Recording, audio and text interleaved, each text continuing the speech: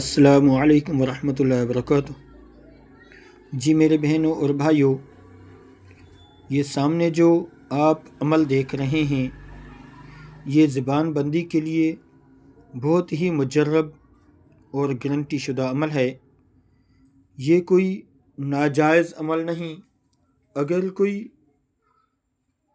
تنگ کرتا ہے، پڑوس میں ایسے لوگ آ جاتے ہیں جو جینا حرام کر دیتے ہیں، بلا وجہ تنگ کرتے ہیں، یا گھر میں بھی بلا وجہ لڑائی جھگڑے چلتے رہتے ہیں اور گھر کا سکون بالکل برباد ہو جاتا ہے، اور جہاں یہ لڑائیاں اور جھگڑے ہوتے ہیں تو اللہ تعالیٰ کی طرف سے نحوست بھی برستی ہے اور برکت ختم ہو جاتی ہے اور بے برکتی بسیرا کر لیتی ہے۔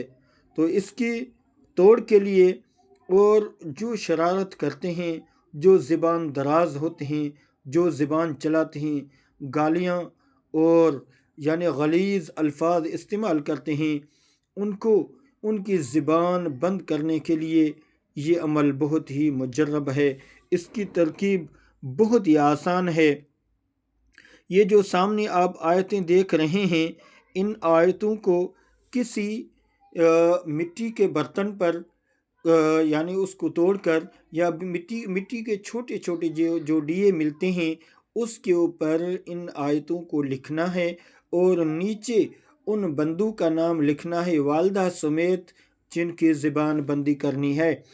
تو ان ٹھکری کو، اس ڈیے کو بند کر کے یعنی کسی کنویں کے اندر ڈال دیں۔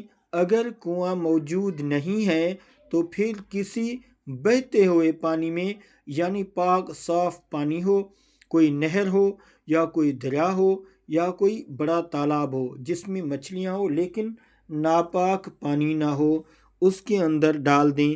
انشاءاللہ فوراً ہی ان کو ہدایت مل جائے گی اور ان کی زبان بند ہو جائے گی۔ یہ آیتیں میں آپ کو پڑھ کے سناتا ہوں۔ بسم اللہ الرحمن الرحیم۔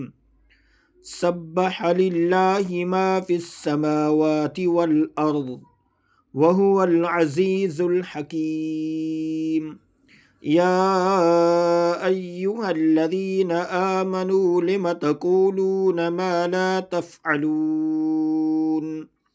یہاں تک یہ آیتیں لکھنی ہیں پہلے، اس کے بعد ان کے نام لکھنے ہیں والدہ سمیت، اور یہ تصور کرنا ہے کہ یہ جو بد زبانی کرتے ہیں، گالیاں دیتے ہیں، یا ان کے اندر دماغ کے اندر فطور ہے وہ بند ہو جائے، تو انشاءاللہ اللہ نے چاہا تو فوراً ہی وہ اپنے راستے پر آ جائیں گے۔ اللہ تعالیٰ آپ کا حامی اور ناصر ہو۔ السلام علیکم ورحمۃ اللہ وبرکاتہ۔